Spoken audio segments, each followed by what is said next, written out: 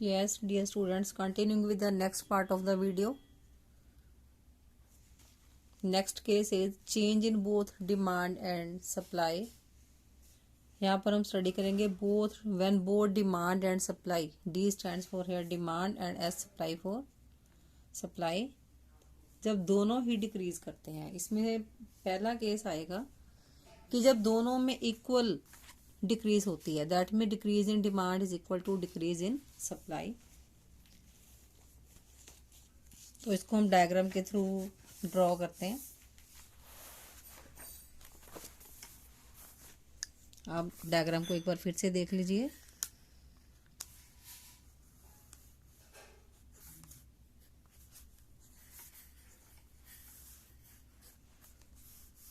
सो ये demand curve, simple market equilibrium का diagram बनाएंगे पहले। This is supply curve, this is equilibrium point,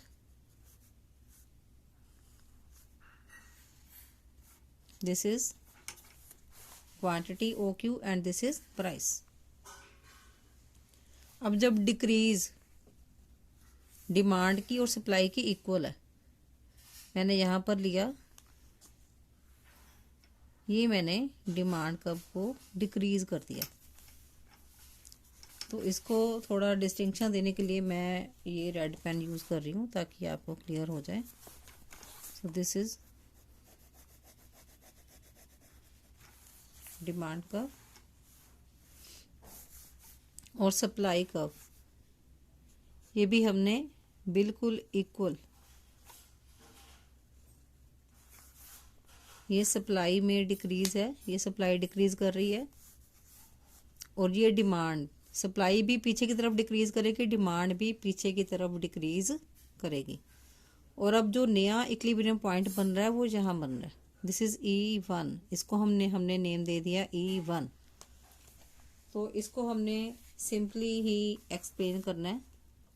quantity demanded and supplied हमने x axis पे लिया एंड प्राइस हमने वाई एक्सिस पे लिया। और ये डायग्राम मैंने यहाँ पर ऑलरेडी ड्रॉ भी करके रखा हुआ है, तो वो दोबारा आपको ड्रॉ कैसे करना है वो बताया उसमें।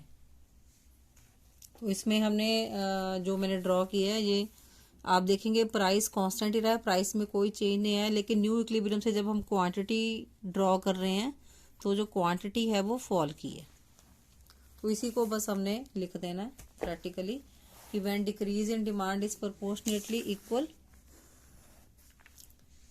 To decrease in supply from DD to D1 D1 and from SS to S1 S1, new equilibrium is established at E1, price remain constant, equilibrium price remain constant, price में कोई चेंज नहीं आया क्योंकि जो डिक्रीज है वो equal है, ये इसका रीजन है। तो जो इक्विलिब्रियम क्वांटिटी है वो फॉल की है फ्रॉम OQ to OQ1। बस इतनी सी इसकी एक्सप्लेनेशन है। नेक्स्ट इज, पहले हम डिक्रीज वाले केस ही डिस्कस कर लेंगे सारे। When decrease in demand is greater then decrease in supply, तो जैसे जैसे वो कह रहा है हमने बिल्कुल वैसे वैसे इसको ड्रॉ करना है। डायग्राम को देख लें ध्यान से। एक्स एक्सिस पे हमने क्वांटिटी डिमांडेड और सप्लाइड ले ली, प्राइस हमने वाई एक्सिस पे ले लिया। हमने सिंपल डायग्राम पहले ड्रॉ किया, this is demand curve and this is supply upward sloping. ये आ गया आपका equilibrium, this is equilibrium price and this is equilibrium quantity. ये हमने सिंपल डायग्राम तो हर एक में बनाना ही बनाना है। अब हमारा क्या है, decrease in demand is greater then decrease in supply. अब डिमांड में डिक्रीज ज़्यादा शो करनी है, तो ये डिमांड हम डिक्रीज कर रहे हैं पीछे की तरफ, ये मैंने ज़्यादा शो कर दी है, बिल्कुल पैरेलल आनी चाहिए लाइन। आप स्केल का यूज़ कर सकते हैं बेटा इसमें, ताकि जो आपकी लाइंस है वो स्ट्रेट लाइन सही तरीके से बन जाए। डिक्रीज इन सब, ये डिमांड आ गई, ये डिक्रीज, ये मैंने एरो दे दिया। अब सप्लाई का डिक्रीज हमने शो करना है, सप्लाई भी पीछे की तरफ डिक्रीज करेगी लेकिन डिमांड से कम। तो जितना हमने डिमांड का डिक्रीज शो किया था उससे कम हमने सप्लाई का डिक्रीज शो करना है। This is S1 S1। आप इसको इस तरीके से बोल्ड भी कर सकते हैं लाइन को, क्योंकि पेपर में आपने पेंसिल से बनाना होता है तो आपके पास तो कलर पेन होते नहीं। ठीक है, ये आपकी ये डिमांड कर्व है, इसको भी मैंने बोल्ड करी ताकि आपको पता चल जाए कि नई कहाँ पे कट कर रही है। अब देखेंगे जो बोल्ड है ये कहाँ पर कट कर रही है, यहाँ पर। दिस इज E1, ये वाला जो पॉइंट है दिस इज E1। यहाँ पे हम जहाँ से मेजर कर रहे हैं प्राइस इज P1 और जो क्वांटिटी है Q1। हम देखेंगे डायग्राम में इसका इफेक्ट क्या पड़ा है नए इक्विलिब्रियम का। क्वांटिटी जो है पीछे की तरफ आ गई, दैट मीन्स क्वांटिटी फॉल कर गई, और जो प्राइस है वो भी फॉल कर गया। अब इसी को हमने थ्योरेटिकली लिख देना है कि when decrease in demand is proportionately more then the decrease in supply. Diagram को देखते हुए new equilibrium is established at E1 and equilibrium quantity falls from OQ to OQ1 and equilibrium price also falls from OP to OP1. So this is when decrease in demand is greater than decrease in supply. इसका last case है decrease वाले का, when decrease in demand is lower than decrease in supply. तो इसको देखेंगे ध्यान से कि जब डिमांड का डिक्रीज कम है, लास्ट हमने डायग्राम किया था जब डिक्रीज डिमांड का ज़्यादा था, अब हमने कम शो करना है। तो सेम उसी तरह से डायग्राम बनाएंगे। एक्स एक्सिस पे यहाँ पर मैं लिख नहीं रही हूँ बार बार, quantity supplied and demanded x axis पे, प्राइस हमने वाई एक्सिस पे लिया। This is demand curve and this is supply curve. अब हमने क्या शो करना है कि डिक्रीज इन डिमांड, आप ये देख रहे हैं heading, decrease in demand is lower than decrease in supply. तो डिमांड का डिक्रीज कम है, ये आ गया डिमांड का। ये हमने इक्विलिब्रियम पॉइंट हम इसका पहले बना लेते हैं। This is P, OP is the price and OQ is the equilibrium quantity. तो हमने अब डिक्रीज डिमांड का बिल्कुल इसके पैरेलल शो करेंगे।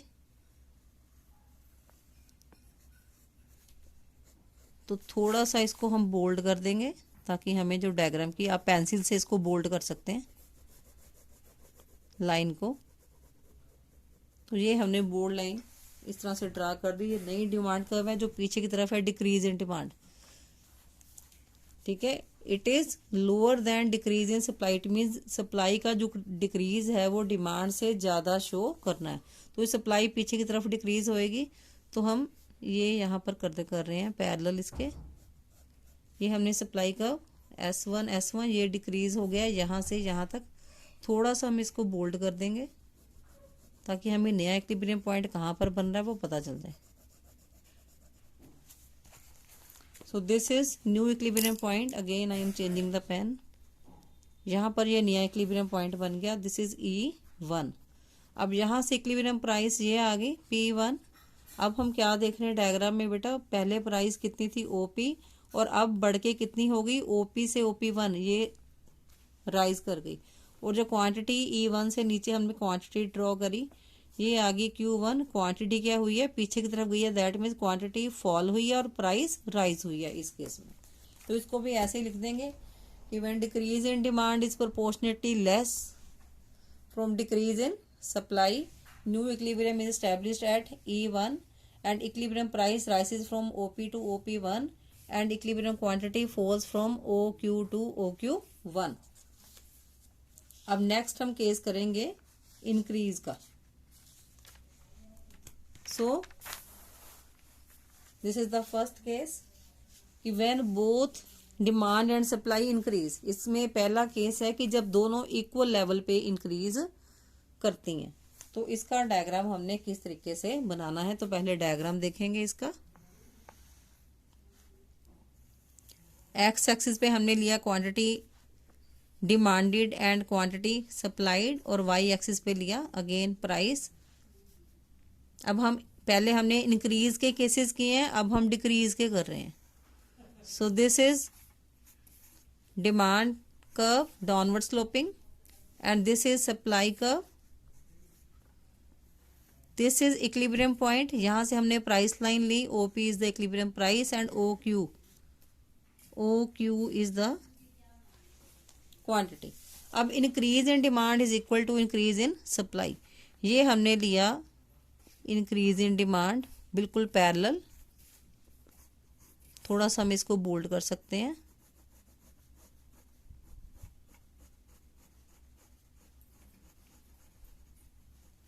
अब सप्लाई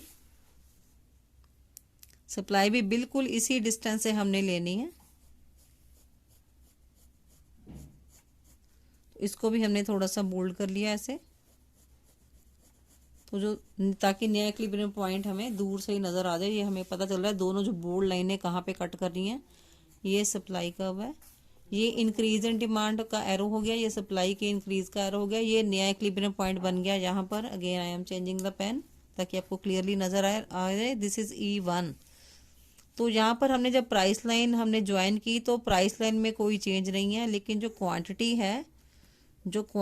है वो क्या हो रही है, quantity is rising. So this is the when both demand and supply increases. तो इसकी एक्सप्लेनेशन आप अपने आप लिख सकते हैं कि when increase in demand from D to D1 is equal to increase in supply from SS to S1 the new equilibrium is established at E1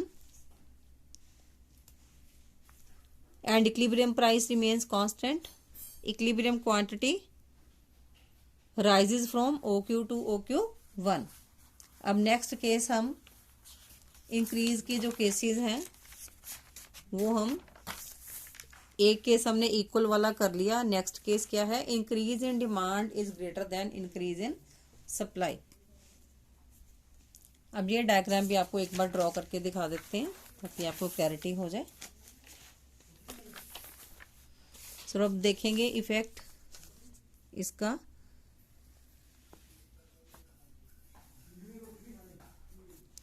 अब हमने एक्स एक्सिस पे लिया quantity demanded, quantity supplied, and Y axis पे हमने लिया price.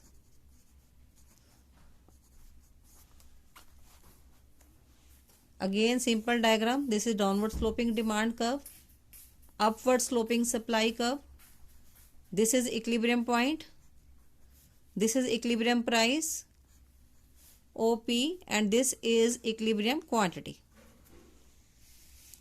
Now increase in demand is greater.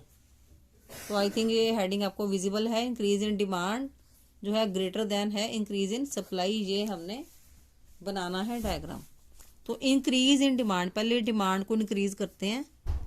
Increase in demand greater है तो हमने पहले ही उतना मार्जिन ले लिया कि डिमांड को ये पैरेलल, ये D1।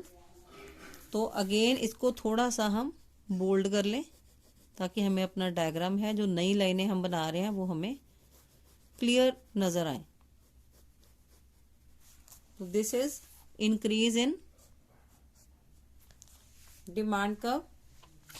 Now this is greater than increase in supply. अब सप्लाई जो है वो आगे तक की तरफ इंक्रीज करेगी। अब इट मीन सप्लाई में जो इंक्रीज है वो कम है, तो ये हम सप्लाई में इंक्रीज कर रहे हैं। This is increase in supply. अब हम इसको थोड़ा डार्क कर रहे हैं। अब आप देखो बिल्कुल क्लियर नजर आ रहा है। अब जो नया इक्विलिब्रियम पॉइंट है आपका कहाँ पर बना, यहाँ पर। तो इसको हमने नेम दे दिया E1। अब इसका इफेक्ट देखेंगे प्राइस के ऊपर और क्वांटिटी के ऊपर। प्राइस हम देख रहे हैं कि प्राइस पहले OP था, अब बढ़ के कितना हो गया, OP1। तो जितने भी नए पॉइंट्स बन रहे हैं उसके साथ मैं 1 लगा रही हूँ और हर डायग्राम में मैंने ऐसे ही किया है। तो अब जो क्वांटिटी हम देख रहे हैं दिस इज Q1। अब प्राइस राइज हुआ और क्वांटिटी भी राइज हुई है। तो थ्योरेटिकली भी आपको आप इसी तरह से इसको लिखोगे कि when increase in demand is proportionately more than increase in supply, new equilibrium is at E1, equilibrium price rises from OP to OP1 and equilibrium quantity rises from OQ to OQ1. Now next case, when increase in demand is lower than increase in supply। फिर से diagram देखेंगे ध्यान से, जैसे जैसे वो आपका heading है आपने वैसे वैसे चलते जाना है। तो अगेन देखेंगे ध्यान से। अगेन सेम कंटेंट ही हमने लिए जाना है कि एक्स एक्सिस पे quantity demanded and quantity supplied and Y axis पे price. Now this is downward sloping demand curve, again upward sloping supply curve. This is the equilibrium point, this is price OP and this is OQ equilibrium quantity. अब हमारा heading क्या है देखेंगे ध्यान से. Increase in demand is lower than increase in supply. कि demand में increase lower है, कम है, तो डिमांड को हम इंक्रीज कर रहे हैं, डिमांड आगे की तरफ इंक्रीज होगी, तो इसको हम बिल्कुल पैरेलल DD के पैरेलल, थोड़ा सा हम इसको बोल्ड कर देंगे.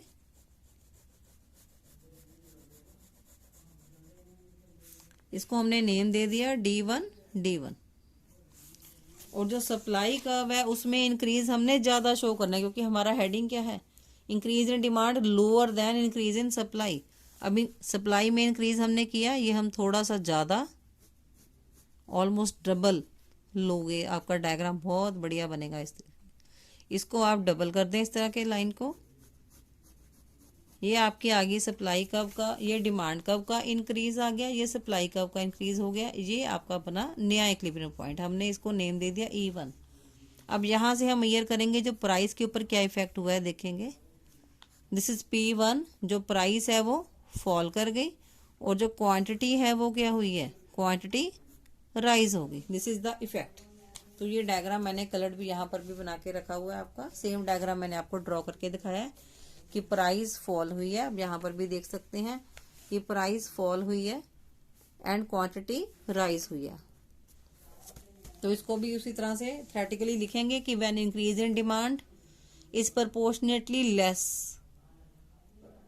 from DD to D1 then increase in supply from SS to S1. तो फर्स्ट लाइन तो आप हेडिंग से ही लिख सकते हो कि when increase in demand is lower than increase in supply.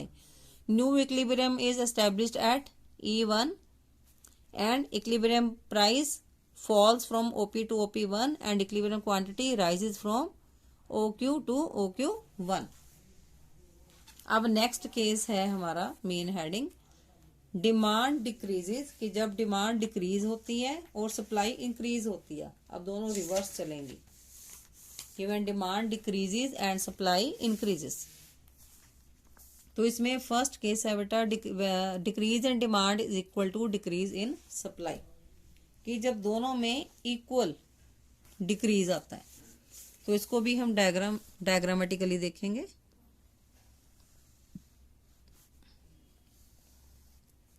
I think इतनी सारी डायग्राम आपने देख ली हैं कि किस तरीके से ड्रॉ करनी है. अब आपको पता चल गया होगा मेथड किस तरीके से ड्रॉ करनी है diagram. Again quantity demanded and quantity supplied is taken on x axis, price is taken on y axis. This is downward sloping demand curve and this is upward sloping supply curve. Now this is equilibrium. यहां से आपने line ले ली, this is OP price and OQ is the quantity. Now the case is कि when decrease in demand is equal to increase in supply. अब हमने decrease in demand लिया बेटा यहां से, ये हमने लिया decrease in demand, क्योंकि डिमांड जो है वो पीछे की तरफ डिक्रीज करेगी. ये हमने एरो भी दे दिया, ये डिमांड डिक्रीज कर रही है. अब जो सप्लाई है, डिक्रीज इन डिमांड, फर्स्ट हमारा केस क्या है, decrease in demand is equal to increase in supply. Supply को हमने इंक्रीज करना है बिल्कुल इतने डिस्टेंस से, तो ये हमारा होगा इक्वल डिस्टेंस.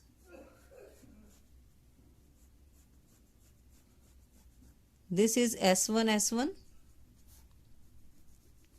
थोड़ा सा इसको बोल्ड कर देंगे.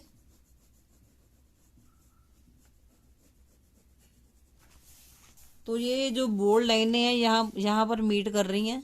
तो this is new equilibrium point is E1. अब आप देखेंगे जो प्राइस है उस पे उसके ऊपर क्या इफेक्ट हुआ है. प्राइस आई है नीचे, फॉल कर गई from OP to OP1. This is new price line. और आप देखेंगे जो क्वांटिटी है वो सेम ही है, क्योंकि इक्विलिब्रियम जो है वो सेम लाइन पे बना है, नया इक्विलिब्रियम भी. तो क्वांटिटी में कोई चेंज नहीं आया. तो आप इसको थ्योरेटिकली भी इसी तरीके से लिखेंगे कि when decrease in demand is proportionately equal to increase in supply, new equilibrium is determined at E1 and equilibrium price falls from OP to OP1 and equilibrium quantity remains same. This is the only explanation. Next is when decrease in demand is greater than increase in supply. Now see the next diagram.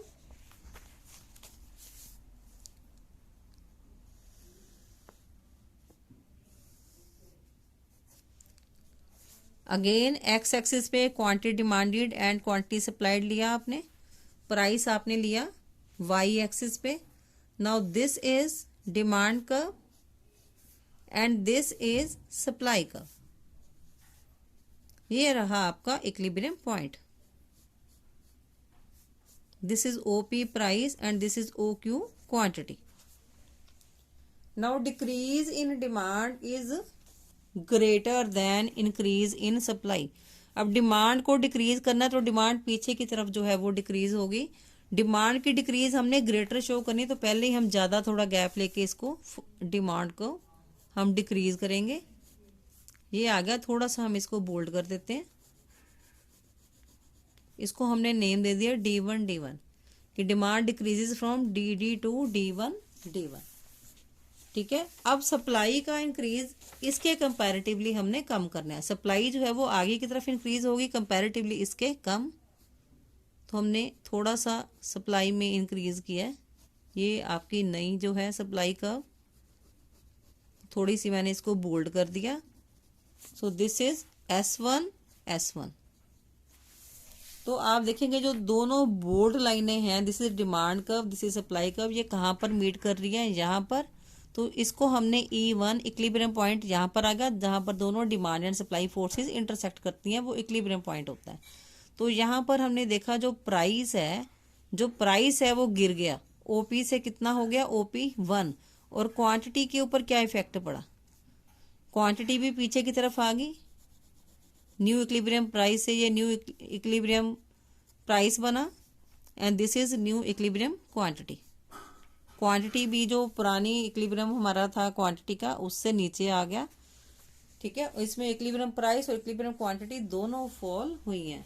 तो इसको भी इस तरीके से आप लिख लेंगे कि when decrease in demand is proportionately more than increase in supply, new equilibrium is established at E1, this is new equilibrium, and equilibrium price falls from OP to OP1 and equilibrium quantity also falls from OQ to OQ1.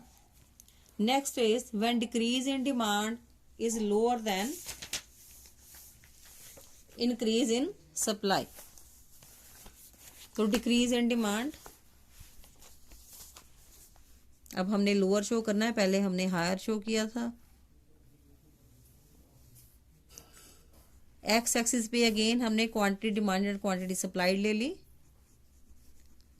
और इधर हमने price ले लिया. Again हम simple diagram बनाएंगे पहले. This is demand curve, this is supply curve, this is equilibrium point और ये रहा आपका equilibrium price and equilibrium quantity. अब हम देखेंगे हेडिंग हमें क्या करना है. हमने decrease in demand is lower than increase in supply, कि डिमांड में डिक्रीज लोअर है सप्लाई की इंक्रीज से. तो डिमांड को डिक्रीज किया मैंने, ये रहा, डिमांड को डिक्रीज कर दिया. लोअर करना है हमने, पहले ही हम लोअर ही करेंगे. ये मैंने इसको बोल्ड कर दिया. अब हमने सप्लाई की बोर्ड लाइन ड्रा करनी है. सप्लाई को हमने क्या करना है, इंक्रीज, और सप्लाई का इंक्रीज इससे ज़्यादा. सप्लाई आगे की तरफ इंक्रीज करेगी, तो हमने सप्लाई को अब इंक्रीज किया ऐसे. ये आ गया सप्लाई में इंक्रीज, तो थोड़ा सा हम इसको बोल्ड कर देंगे. अब दोनों जो बोल्ड लाइनें हैं वो कहाँ पर इंटरसेक्ट कर रही हैं, यहाँ पर. This is E1. ठीक है. तो ये रहा डिमांड का डिक्रीज और सप्लाई का जो इंक्रीज है वो डिमांड के डिक्रीज से ज्यादा है. तो ये बन गया equilibrium point. This is equilibrium point. यहाँ से जो नया इक्विलिब्रियम प्राइस बना वो दिस इज OP1, ये प्राइस इक्विलिब्रियम प्राइस फॉल कर गया और जो इक्विलिब्रियम क्वांटिटी है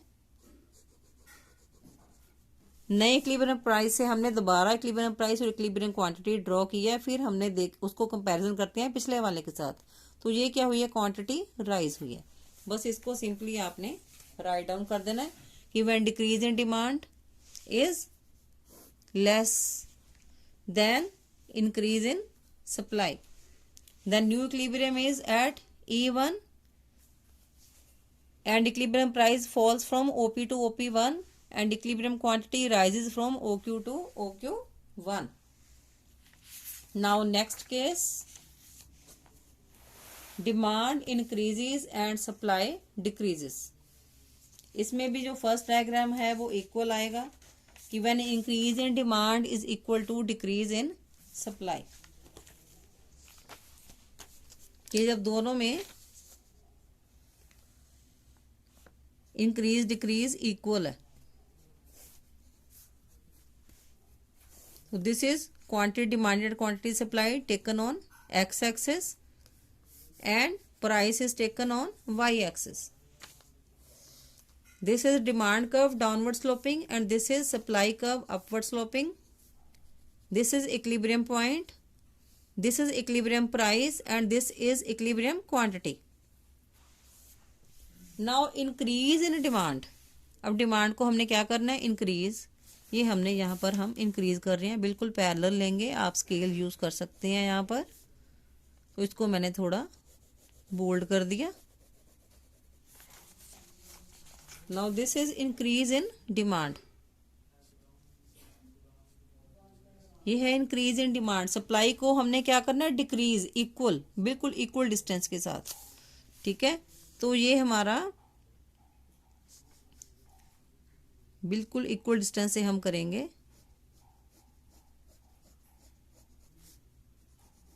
थोड़ा सा हम इसको बोल्ड कर लेंगे, इसको हमने D1 नाम दे दिया, इसको हमने S1 क्योंकि सप्लाई में क्या हो रहा है, डिक्रीज, लेकिन दोनों में इक्वल है, ठीक है। तो ये हमारा बन जाएगा नया इक्विलिब्रियम पॉइंट। इक्विलिब्रियम प्राइस के ऊपर क्या इफेक्ट हुआ, जो इक्विलिब्रियम प्राइस है वो राइज हो गई, ठीक है, लेकिन जो क्वांटिटी है वो सेम रही है। तो अब देखेंगे डायग्राम में, आप स्केल और पेंसिल ये इस चैप्टर में यूज कर सकते हैं क्योंकि इसमें स्ट्रेट लाइंस हैं सारी। तो स्केल और पेंसिल आपने इस चैप्टर में यूज करना है, तभी आपके डायग्राम जो है वो प्रॉपर सही बनेंगे। तो when increase in demand is equal to decrease in supply, the new equilibrium is at E1 and equilibrium price rises from OP to OP1 and but equilibrium quantity remains the same in this case. अब next case क्या है हमारे पास कि when increase in demand is greater than increase in supply, कि जब demand का increase greater है। Again diagram को ड्रॉ करने का मेथड पता होना चाहिए कि ड्रॉ करना कैसे है। तो एक्स एक्सिस पे हमने लिया quantity demanded and quantity supplied, Y axis पे लिया हमने प्राइस। अगेन सिंपल डायग्राम हमने ड्रॉ किया, this is demand curve and this is supply curve. ये रहा हमारा इक्विलिब्रियम पॉइंट, यहाँ से हमने इक्विलिब्रियम प्राइस आ गया OP and this is equilibrium quantity. Now next क्या है कि इंक्रीज इन डिमांड जो है वो ग्रेटर है, तो पहले ही हम उतना गैप बना के, ज़्यादा गैप बना के डिमांड को इंक्रीज कर देंगे और इसको थोड़ा बोल्ड भी कर देते हैं। आप भी जो पेंसिल से बनाओगे स्केल से एक बार लाइन ड्रॉ करके उसको बोल्ड कर लेंगे ताकि आपको एग्जाम में दिक्कत ना आए। तो इसमें से एक क्वेश्चन आता ही है। तो ये हमने डिमांड इंक्रीज कर दिया, अब सप्लाई को क्या करना है, डिक्रीज। डिमांड का इंक्रीज ज़्यादा है और सप्लाई का डिक्रीज है वो कम है, तो सप्लाई जो है वो पीछे की तरफ हम डिक्रीज करेंगे कंपैरेटिवली कम। तो ये हमने सप्लाई को हमने डिक्रीज कर दिया, ये सप्लाई डिक्रीज हो गई, दिस इज S1 ये सप्लाई का डिक्रीज हो गया। अब देखो आपको जो डायग्राम है बेटा उसमें क्लियर नजर आ रहा है, नया इंटरसेक्शन पॉइंट ये बना, इसको हमने E1 का नाम दे दिया। Now this is P1। अब क्या देख रहे हैं कि जो नया इक्विलिब्रियम प्राइस है वो क्या हुआ है, ऊपर की तरफ गया। It means equilibrium price rises, और जो क्वांटिटी है नीचे हमने क्वांटिटी को मेजर किया तो क्वांटिटी क्या हो गई है, राइज। मीन्स इक्विलिब्रियम प्राइस भी इंक्रीज हुआ, इक्विलिब्रियम क्वांटिटी भी इंक्रीज हुई है। तो सिंपली उसको उसी तरीके से लिख देना है कि when increase in demand is more than, ये तो आपने हेडिंग वाली लाइन सेम ही लिख देनी है, when increase in demand is more than decrease in supply, new equilibrium is established at E1, equilibrium price rises from OP to OP1 and equilibrium quantity rises from OQ to OQ1. Now next concept is when increase in demand is lower than decrease in supply. इसको भी draw करते हैं diagram को, दोबारा से देख लीजिए। आपके सामने ड्रॉ करके इसलिए दिखाया जा रहा है ताकि आपको पता चल जाए कि डायग्राम जो है वो किस तरीके से बनाना है। सो अगेन एक्सेसिस पे हमने लिया quantity demanded and quantity supplied in terms of units and price in terms of rupees. Again this is demand curve and this is supply curve. Again this is equilibrium point, यहाँ पर हमने ई दे दिया name. OP is the equilibrium price and OQ is the equilibrium quantity. अब हमें हमारा heading क्या कह रहा है कि increase in demand is lower, ये लोअर का साइन है।